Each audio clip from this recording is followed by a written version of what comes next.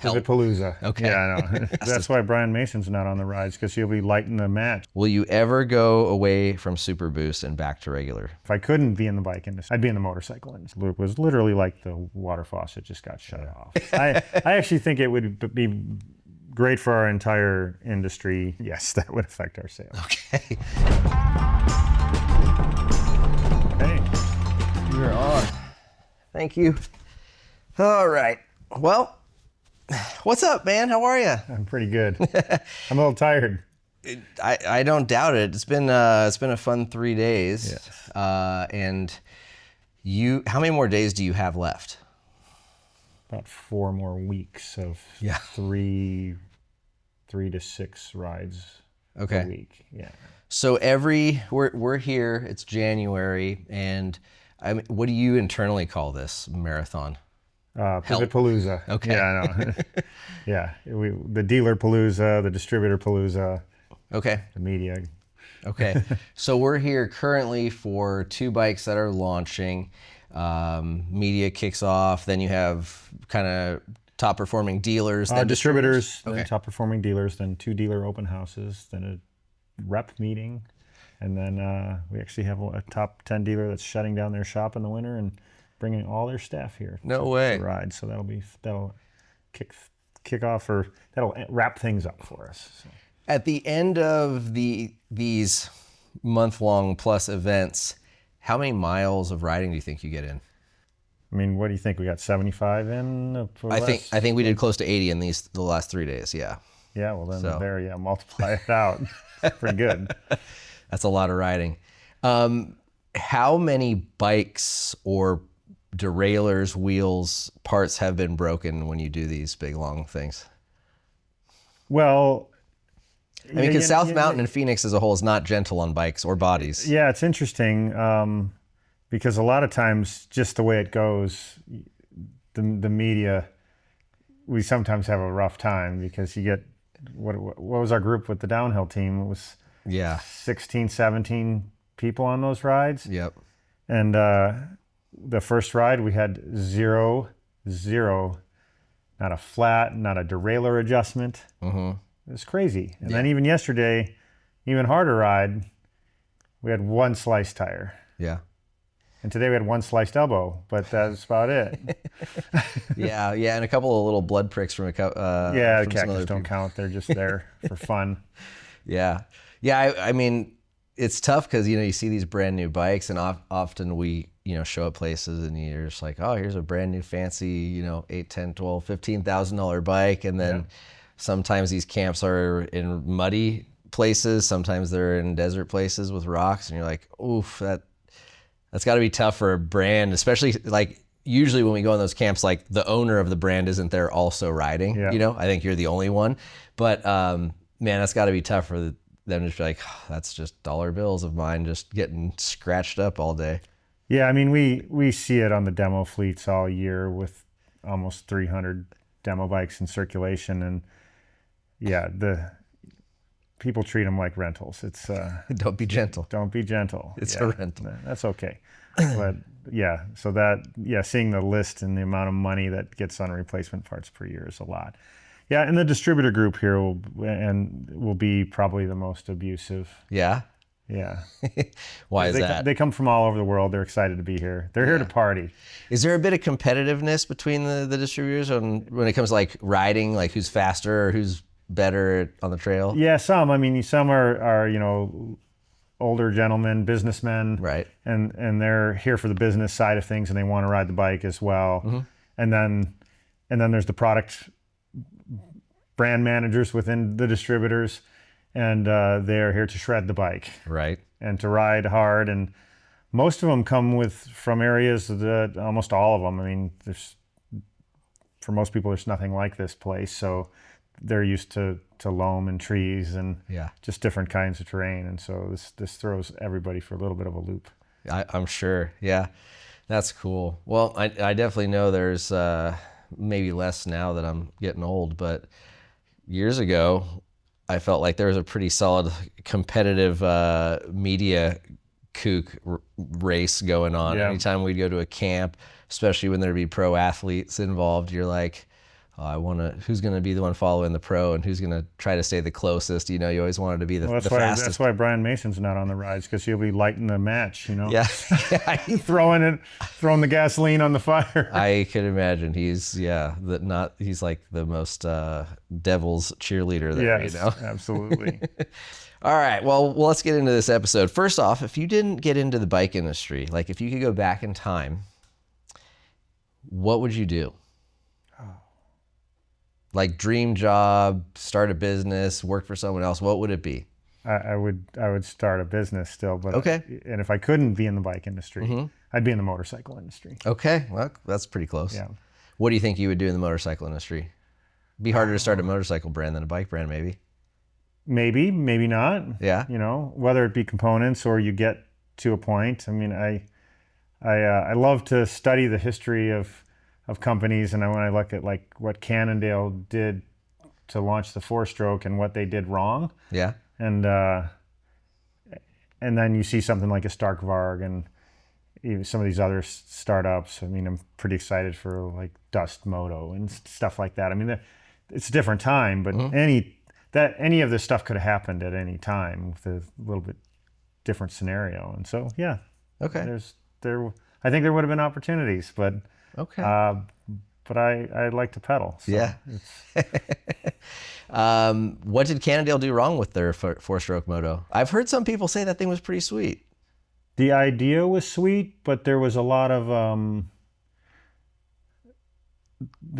people telling them that some of the ideas they had, really the reverse engine with the exhaust coming straight out the back, that there wasn't enough back pressure and there was a lot of heat.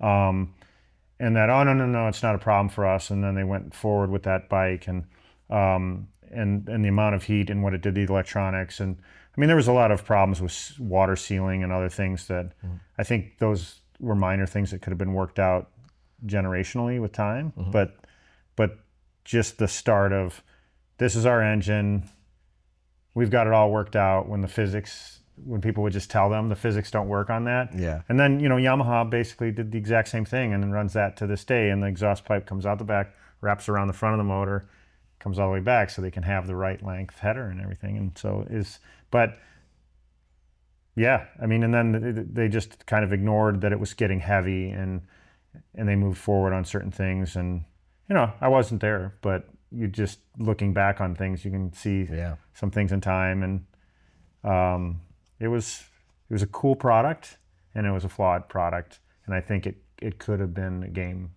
changer with a different zig or zag at a couple of points in their development. Yeah. Speaking of motorcycle companies that maybe did stuff wrong, should we talk about KTM?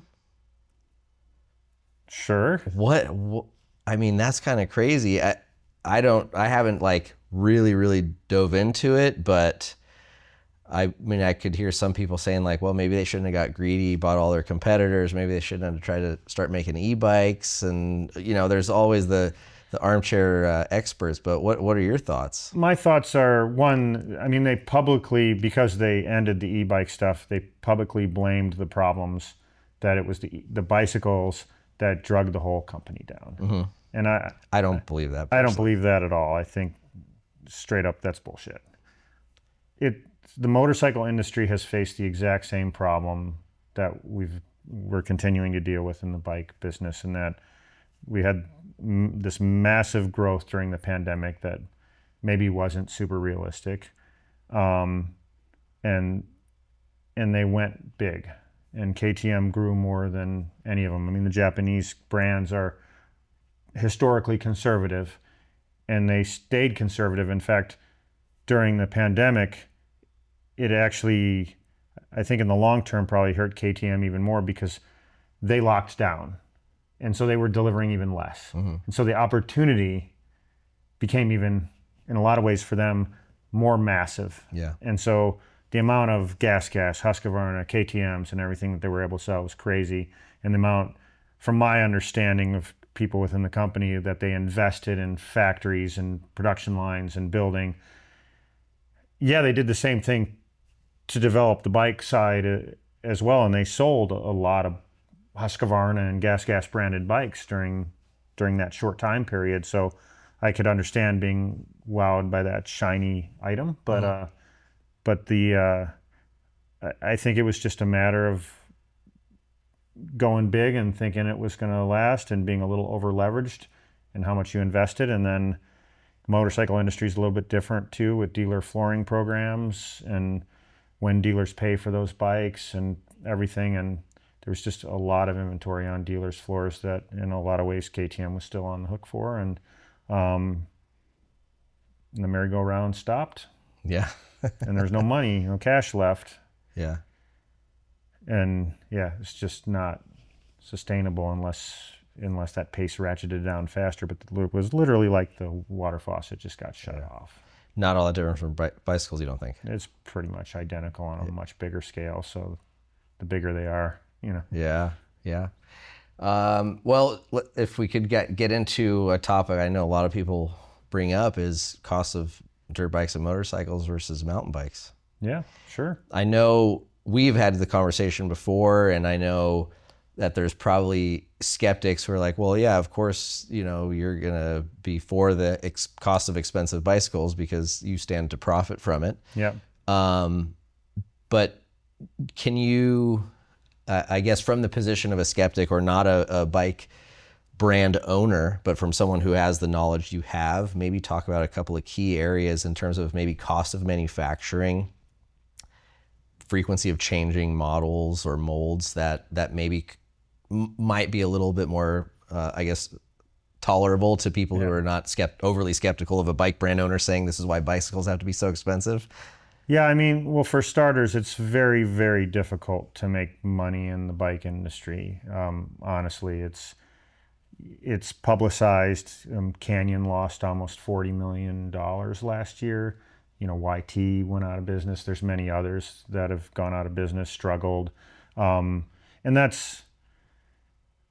this is kind of a low point in the bike industry, but still, in the best of times,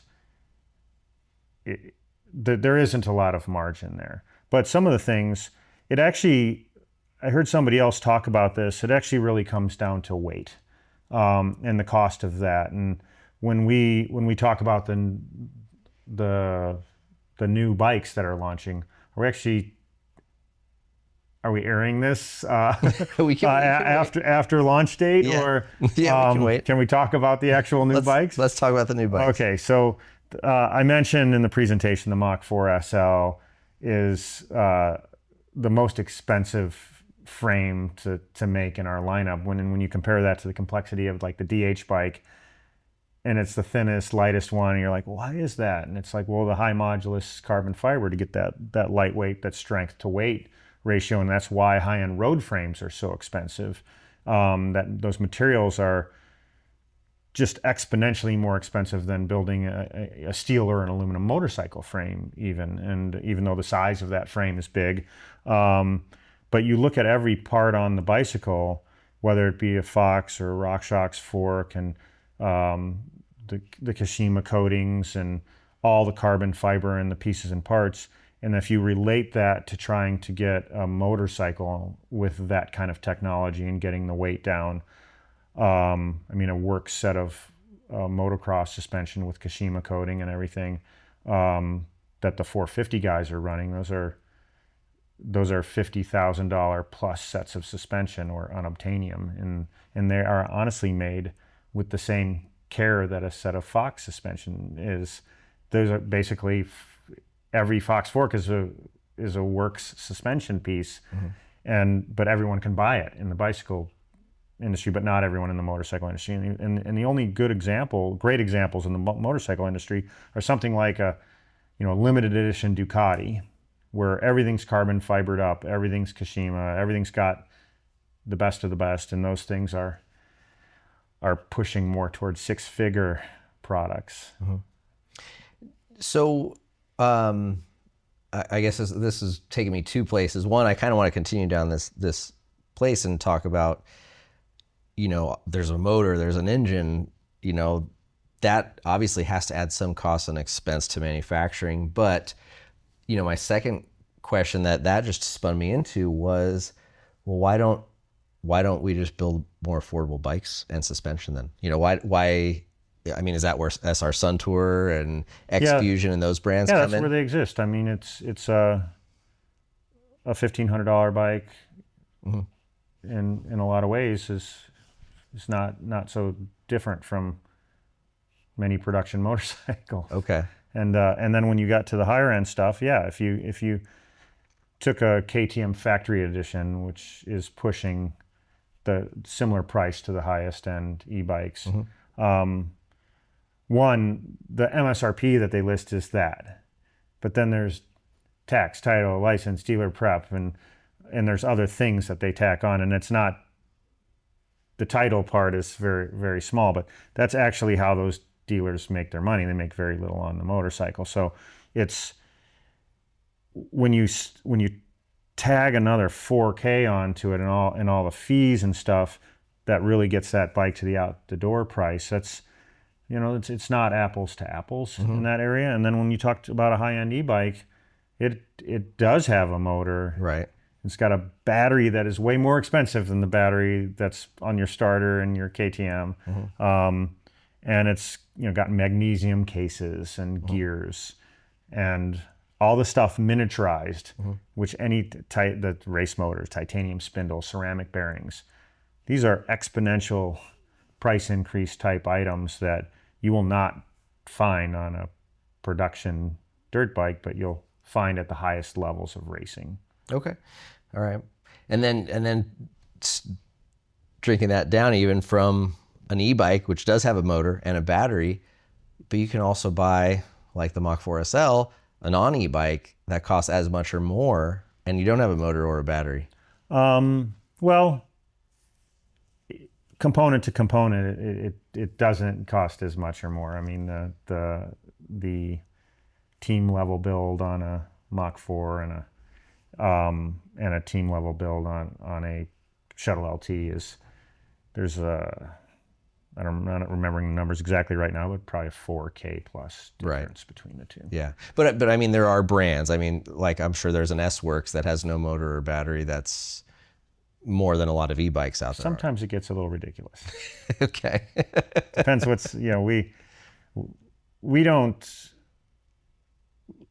we get the product, the cost of building the product, and we add the margin it takes for us to run our business and try and stay in business. And we don't do more than that. It's even when we do a limited edition one, usually it's like $250 more or something. If it's really the components plus, and if it's a special paint job that we had to pay extra for or something because we're not doing as many, then yeah, it gets a little bit of a bump, but we're not raping anybody. Yeah. It would be nice if we could make the type of margins that some other businesses and industries make. And, somebody like a Honda is a huge industrialized corporation, and the amount of motorcycles they can build on a production line in a day and how many years they run that same motorcycle with almost nothing but maybe ECU software update from year to year. Right. And then they sometimes get bagged on, like, it's been year 3 and they still haven't fixed this problem. Well, they're committed to 4 years of not changing that production unless there is an egregious problem. Sure. Yeah, and the bike industry does seem to make changes a little bit quicker. A lot quicker, yes, as far as like updates to spec, update to colors, updates to anything. Sure. Yeah, and that makes sense, right? I mean, whether it's frame or the pistons or internals of the engine, I mean, there's probably sometimes a decade where stuff might not change, and those things are just going, which brings down the cost overall. That's interesting. And certainly, I mean, it's something that I think a lot of people do talk about. And so would Pivot ever consider making, I don't want to say cheap, more affordable, lower end bikes? Like, yeah, it's just like those companies like Honda and things, a lot of it's based on volume. Right. And it's honestly hard for a company our size to make a bike in the much lower price point. When you have a companies like a Specialized or a Trek, and they're making hundreds of thousands of those lower priced Yeah. models. And they've got their built-in dealers that they're pushing to load with stock. Yeah. So it's not to say that we would never make something less expensive. We have the Shuttle AM with the aluminum rear triangle, and when we do a cost comparison to the different price points, we're good against those companies. But if we need to start getting into the $2,500 bike, those type of cost items on the suspension, on the components and stuff, those are volume driven discounts and things that, right. If you're running thousands of frames versus hundreds of thousands of frames, it's going to be a big difference in cost on an aluminum frame. Fair enough. Yeah. And I mean, to the point, right? Ducati's not worried about making a KLR competitor. No, right? they aren't. They're making Ducati bikes. Yeah. All right. So we're going to move into some questions from our members community. Thank you guys very much for the support and being members. So let's get into a couple of these here. Dan Williams has asked, the hobby grade RC world, you can start out with a chassis, choose your components, motor, speed controller, batteries, based on performance goals and budget. Do you see a future where EMTBs could adopt a similar modular approach and where riders could pick a frame and then choose motor, drive units, etc.? I don't see that future, unfortunately. Do you think it would be cool though? Oh, I do. Okay. I actually think it would be great for our entire industry if we had a standardized battery platform and things where connectors and certain things could be universal. And there'd still be plenty of room for brand innovation and things going on, but at the same time, if somebody traveled with their bike, if there was a certain structure, architecture for certain battery sizes, then shops could rent batteries, resorts could have batteries, you could travel with your bike. Yeah.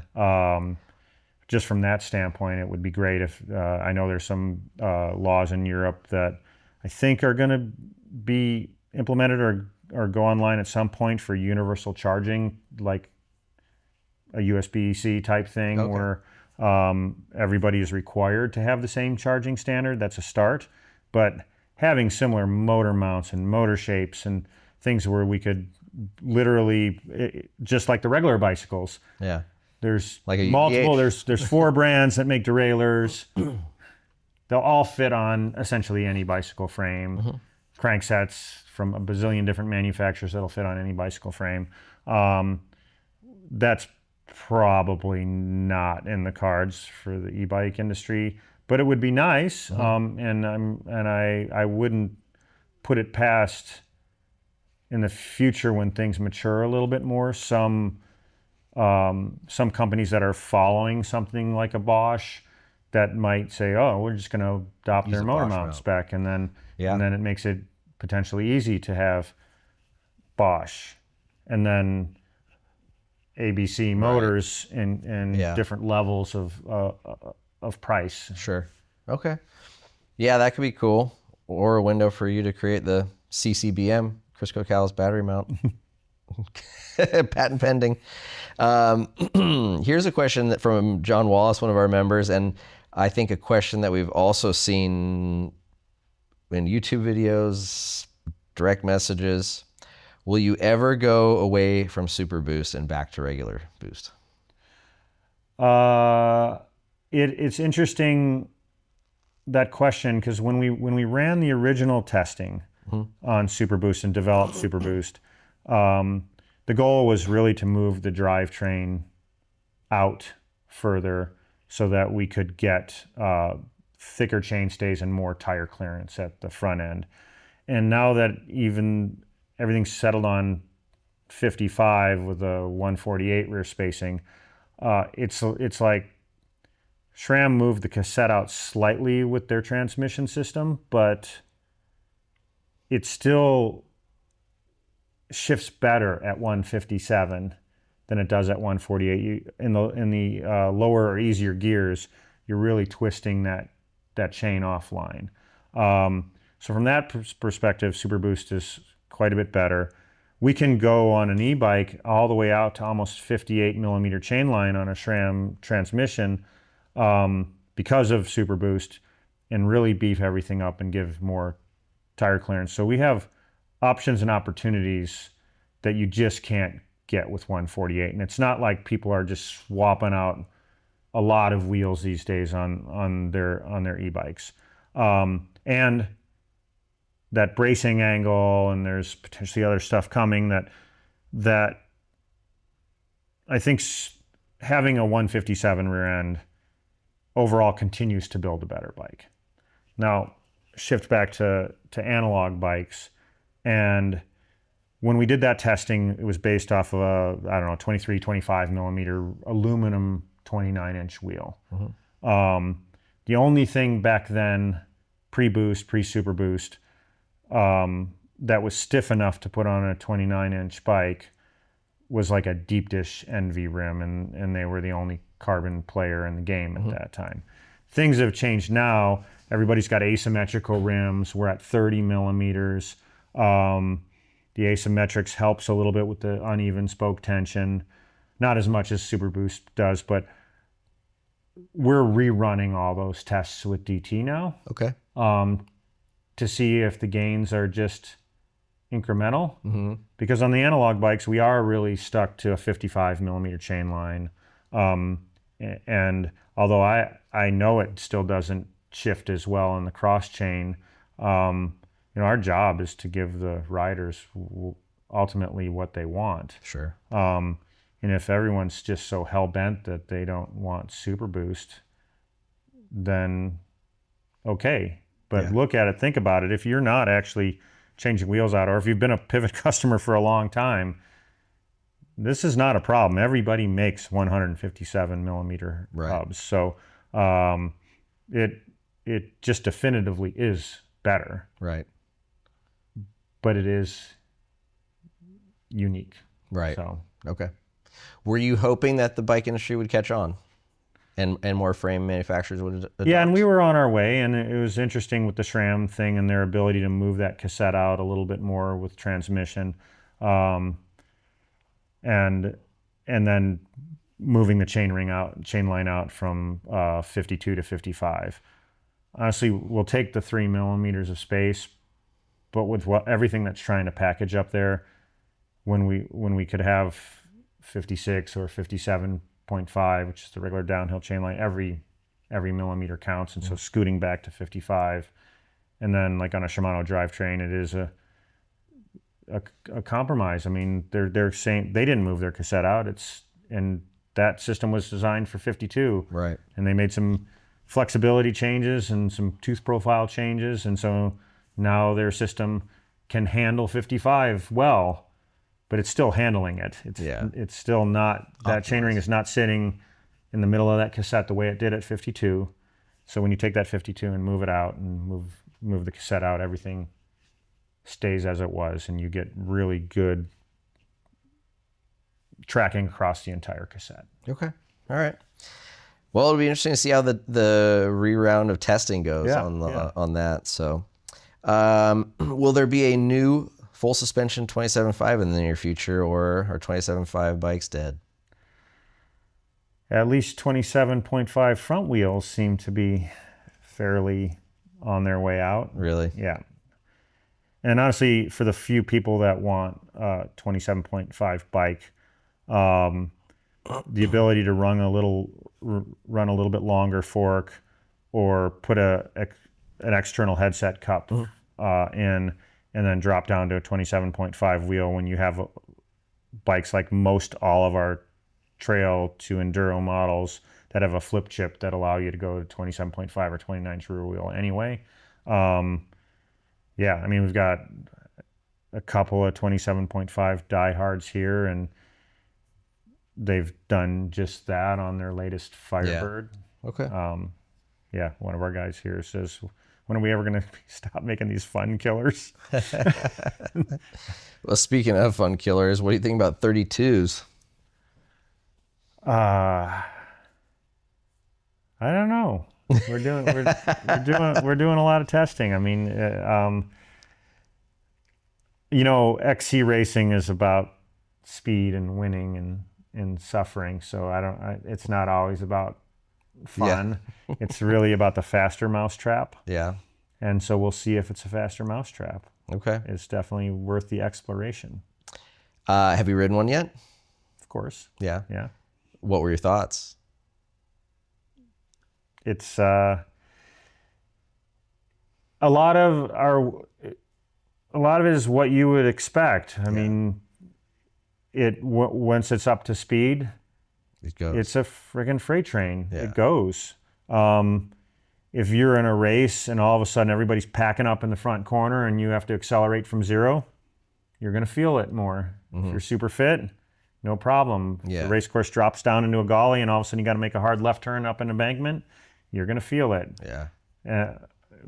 Yeah. So, and front wheel traction on it is superb, and that's probably the biggest thing. You can run a tread with pretty much just about nothing on it, and Just and that front wheel sticks. So, how is it on like tight? I mean, did you ride on South Mountain here? yeah.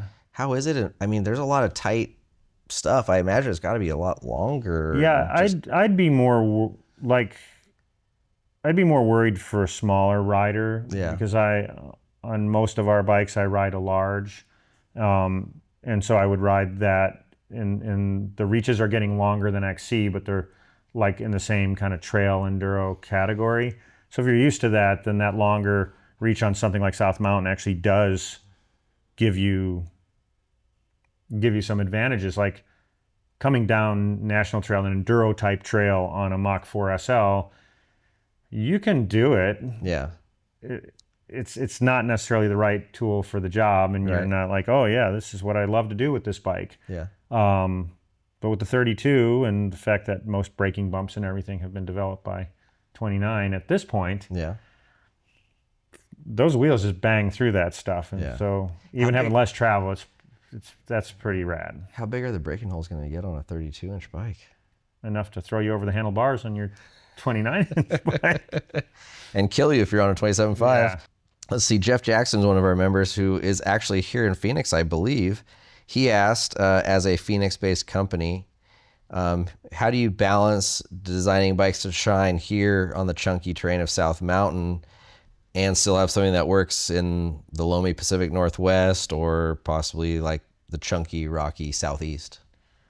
Well, we test in a lot of places, and we do a lot of work with Fox and also SRAM. Fox's main place is up near Santa Cruz, and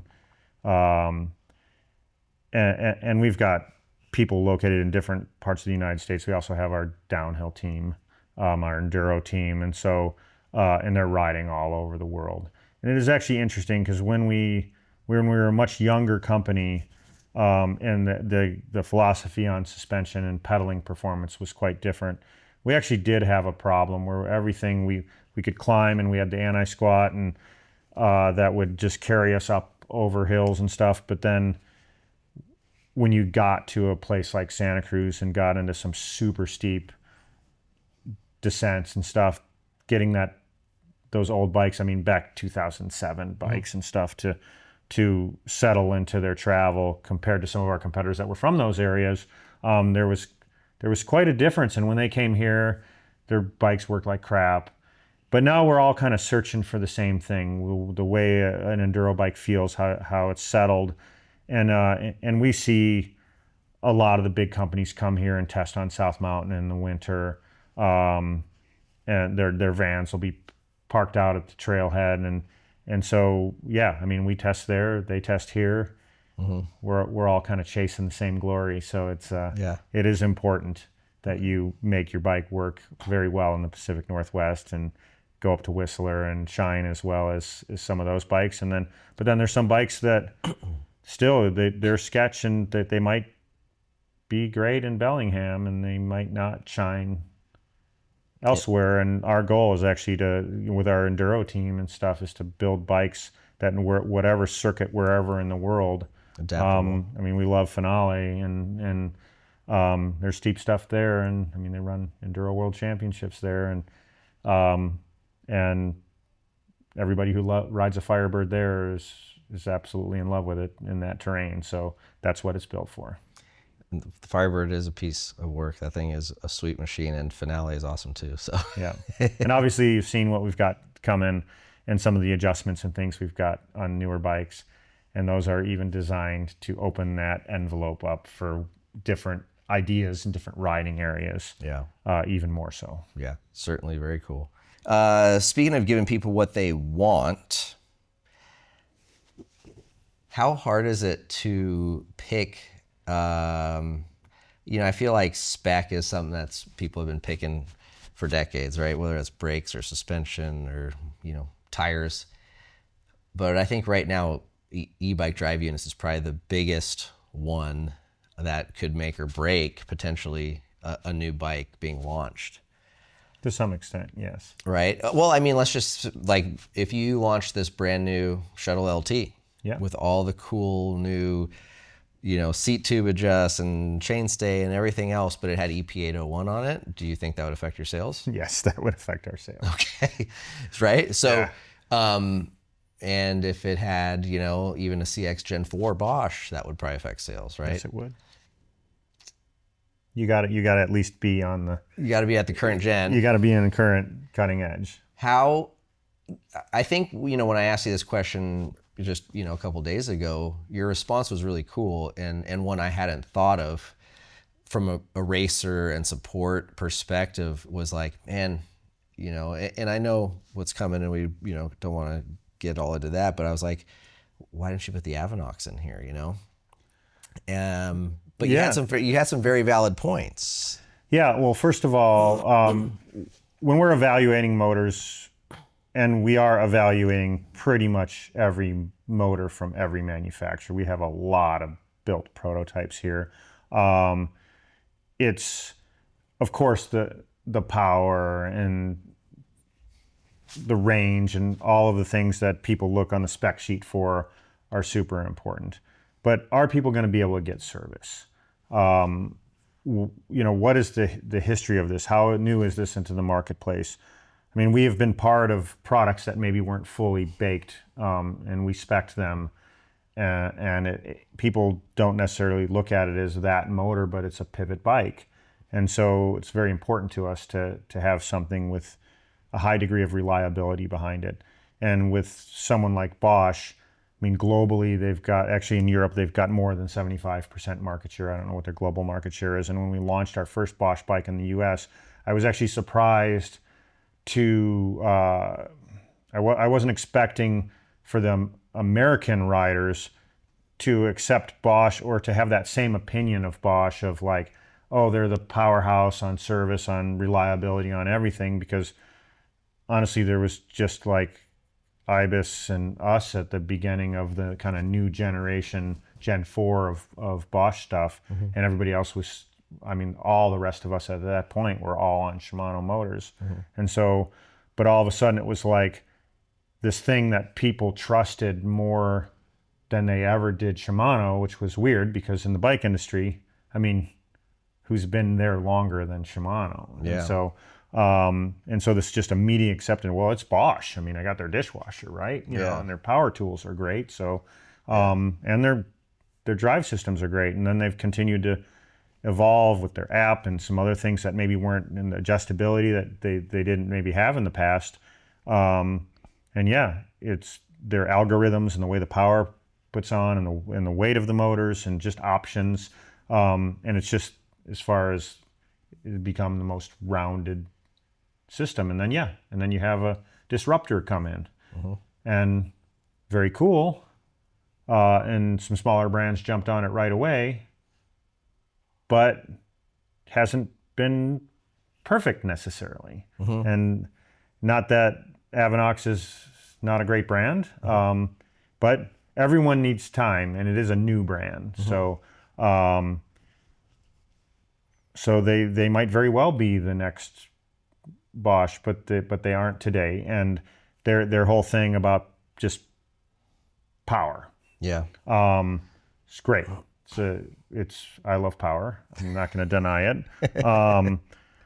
But we also have to look at a little bit regulatory, but yeah, with the LT, we're doing a brand new enduro e-bike. Enduro racing and events, enduro type events from Bosch and others are coming to North America more, and they already exist pretty heavily in Europe, and they are hardcore 750 max, and 100 newton meters of torque. And if that thing can in any way be tweaked above that, you might be able to ride your bike in the event, but you're not competing in the event. Yeah. And then Avinox is not designed for a removable battery at this point, so they don't have a range extender at this point. So they've got cool shit going on, no doubt, but it's not yet the full meal deal package, and we have to take that stuff into consideration. Yeah. And then honestly, even though they're posting the highest power numbers, riding them back to back, I think most people will agree that the Bosch power right now is still more refined. Yeah, I don't deny that. Yeah, from a rideability perspective, from a, dare I say, safety or, controllability, like if I'm trying to climb a high consequence climb on the side of a cliff, the Bosch, the traction, the power, all that stuff, I do really get along with it, and I think it works well. And you said you love power, and I do too. But I think over the last few months, but even the last 3 days here with talking to the other editors and stuff, I feel like, man, are we losing too much of the MTB and getting too much of the E? I definitely felt like there was times where I was like, if we weren't just hammering, 3 solid days in like a let's go kind of a mode, and I was just here with friends, that I think I would be getting out my app and I would be turning a couple of the modes down quite a bit, both from sensitivity and just assist. And, on one hand, it's really awesome to be going that fast and to just, have more fun more often on the trail, but there were times where I was like, I wish I was doing a little more right here, or like some of the sense of accomplishment, so to speak, that I was like, oh, like I powered up and over that ledge. So I don't know. I'm in an interesting spot, which is, to some people who, were probably mad that we were some of the first e-bike adopters, in North America from a media perspective, are like, well, how you just flipping our 180 now? And it's like, well, I'm not, but I don't know. I just, it's an interesting spot, and I didn't expect myself to be in it either. Yeah. But now I'm here and I'm riding these bikes with more power, and I'm kind of like, oh boy, like. Yeah, I mean, we have the Slam, and it's this past 6 months, it's been the best-selling bike in our lineup, lightweight e-bike. Yeah. Sub 40-pound e-bike, and that's got enough power to get everything done that we rode all 3 days. Absolutely. And give you that sense of accomplishment. You definitely will be a little bit more tired, but if you're also, it could have also hung on the ride with the group, with a range extender, maybe 2 on some of those rides. But yeah, there is that line where it's like, okay, this thing's got a lot going on. Do you think we'll get to a spot where maybe it'll come from the industry, or maybe it'll come from drive unit manufacturers, or from government regulation that will collectively be like, okay, this is too much. Let's step this back and find a spot that works. Yeah, I mean, Europe is going to rule that, and I pretty much expect that there will be some regulation, and there's actually a lot of kind of infighting in the bike industry right now, because Bosch, I mean, has kind of self-decided that 750 and 100 newton meters is the number, and I actually don't disagree with the regulation, but having ridden a 1,000-watt motor, a 750, there's other ones that are right in that 800 that could do like 110 newton meters of torque, and so my gauge is like, well, what makes this still a bicycle? like if I lined up on a hill climb with the best XC racer in the world, and we did a rolling start and then punched it up the hill, I can pretty clearly tell you that with a 1,000-watt Avinox motor, you are smoking that dude. Yeah. And so that is a defining line where when you have something like that, it's like, okay, this thing is borderline not the same bicycle experience. Right. And then 750 watts, that guy's still smoking you. Right. You think so? Absolutely. Okay. Yeah, I mean, we have fast XC kids here that we've done company rides, and they'll jump on. We kind of split off into e-bike groups and stuff, and they want more training, and we will not be able to keep up with them up National Trail. Wow.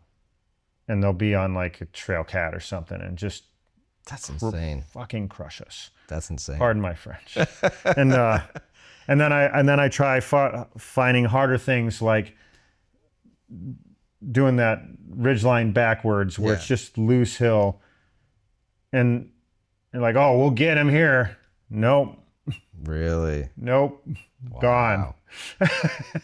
That's pretty. And wild. I'm giving it everything I've got. You know, I'm breathing. Yeah. My heart rate is pinned. Jeez. And we were all joking at the top of that climb a couple of days ago, where half the guys had heart rate monitors on because our downhill team was training. Right. And they were like 195 on their heart rate at the top of the hill. Yeah. And like, wow, holy moly, that, you know, I had it on turbo mode and I'm at 195. Yeah, I mean, there's no denying you still get cardio, and it's all in how hard you want to push yourself, really. But so I don't know. I having ridden other things, I think something in the 110, 800 is kind of the jump off point where it's like, okay, like if that's what we settled on, then battery tech, we could focus on battery tech and motor miniaturization and heat management within this being the max power output, and that would be a slightly different direction than just going for horsepower, right? But it also would be a nice direction. Yeah. That's the direction I thought we were going until obviously Avinox showed up. But we'll see what happens. Keeping in line with that, what technology, and then we'll move away from e-bikes, I hope. What technology do you get frustrated by with e-bikes, or what tech do you think can be most improved in the e-bike space? Oh, I mean, we talked about the universal mounts and things, and every time there's a new motor from somebody, it like, where's the shock going to be mounted and how all this stuff fits in. So that gets annoying, and they're also innovating so quickly that, like, you're supposed to design a bike around something that doesn't exist, and they might even move motor mounts and widths and things based off their own internal testing while you're like 80-90% through designing a bike. And that stuff is frustrating, and it is also interesting too, because when companies try to make things more compact, for some reason they're always trying to do it on the bottom first. And we're happy to have more motor hanging down and a skid plate that actually can go below the 34 or 36 tooth chain ring. But if they could somehow plow off the entire top of that and keep the height the same as a normal bottom bracket, then we could bring the shocks down. Dropper posts could go down further. There's just the size of the motor on top tends to be a little bit of a frustration for us, because it's and then they'll like eliminate it. Now we'll just have a bash guard on because the bottom of the motor slimmed up so much. And it's like, well, we didn't. That was free space for you to put your motor stuff. You could have gone down there, not up here. Okay, that's fair enough. And you get lower center of gravity. Interesting. As far as designing bikes as a whole, how frustrating is it sometimes to just deal with what you guys want to do, maybe what Dave Weigel wants to do? I know you guys have been using DW Link for so long. What commenters who think they know the most things in the world about mountain bike design.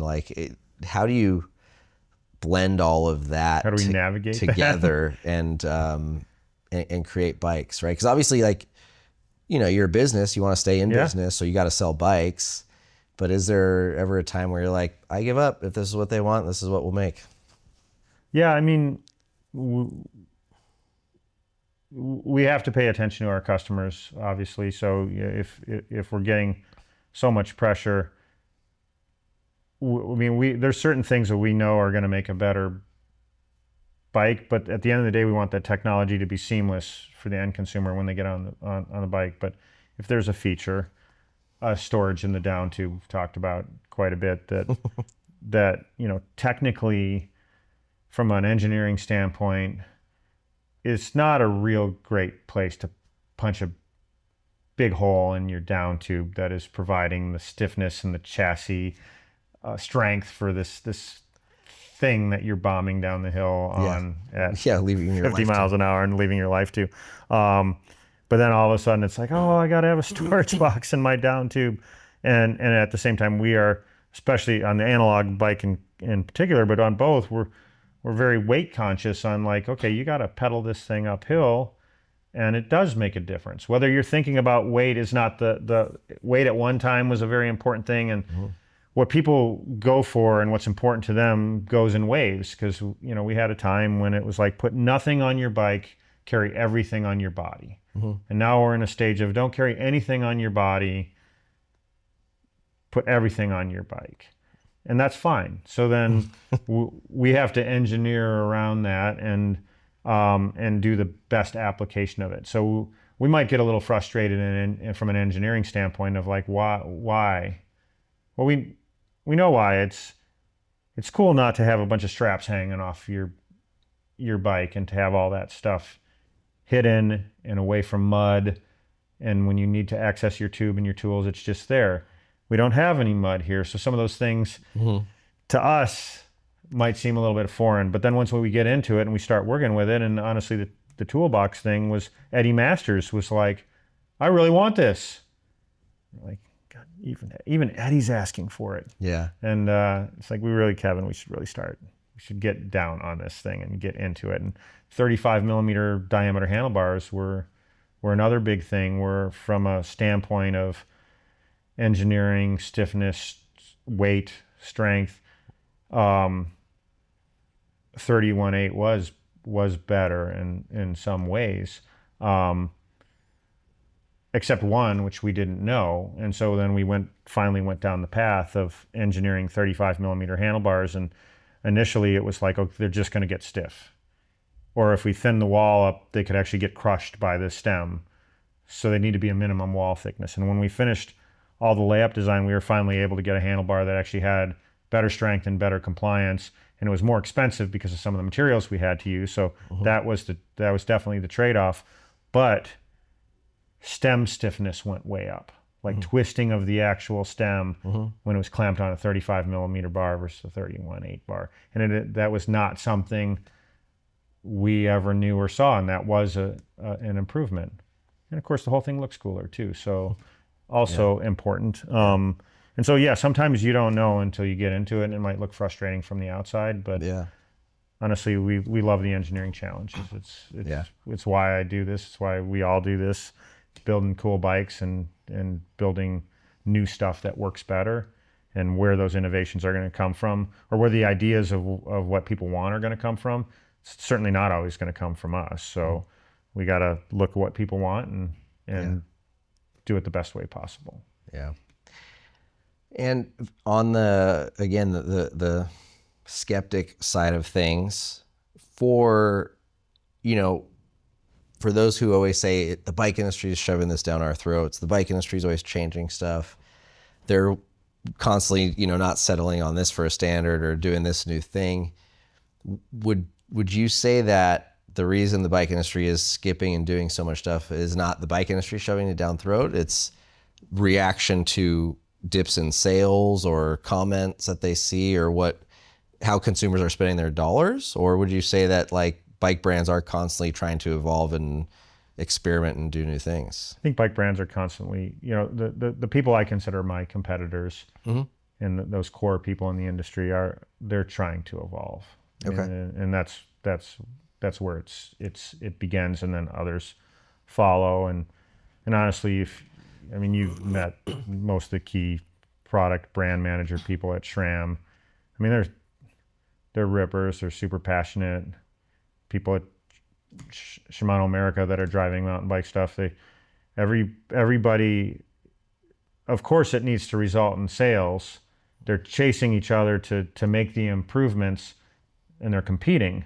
Who can make this better, a lot better, fast enough? And then you've got Enduro really up to the game with everything, because stuff just wasn't being developed that fast to handle the type of riding everybody was doing. But now everybody's investing in this racing, and the Japanese are all out there taking their notes and what the racers need and everything. And enduro is mountain biking. It is the way we ride. And so by developing enduro parts for that part of the category, everything just got exponentially better. Suspension got better, frames got better. Yeah.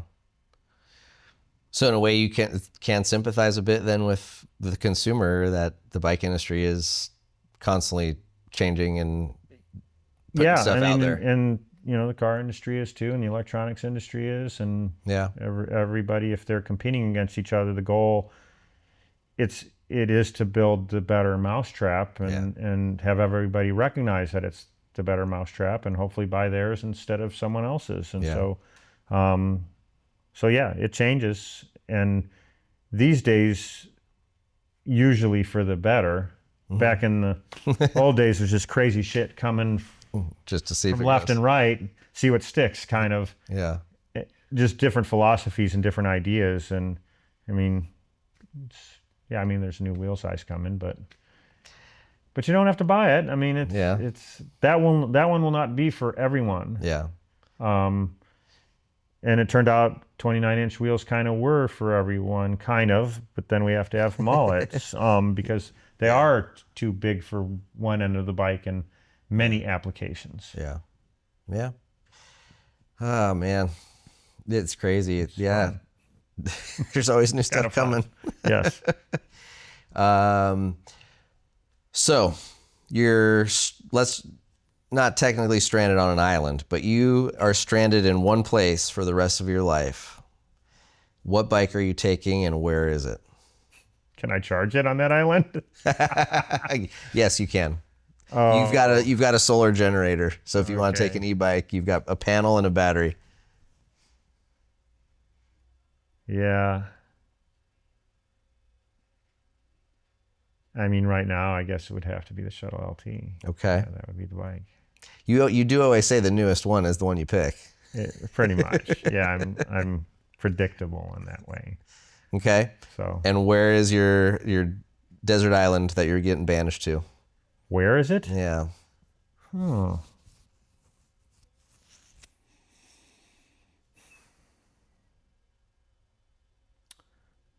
Probably the Canary Islands. Okay. Doesn't have to be an island, by the way. Doesn't? Okay. No, it can be a mainland. But we're just using the deserted island. If you could plop Moab in Hawaii, yeah, okay. Yeah, then that's where I would be. Okay. So you could have nice warm oceans. There you go. And have Moab. Then, and if one side of it was Whistler. Okay. Okay, now we're getting too far on the hypothetical scale. Yeah, but AI can do just about anything. So if I want to draw this island up. There you go. And if we want to have Elon build it for us, okay. Or the Saudis, somebody. Yeah. There you go. Somebody could do it. Bezos could probably build you a rocket to shoot you there. Yeah, yeah. So, okay, you're taking your Shuttle LT to Moab on Hawaii. Yeah. I like that. That's pretty good. All right. Well, thank you, Chris. Appreciate it. Thank you. It was fun riding and hanging out with you as always. And you too. Congrats on the new bike. So. Thank you.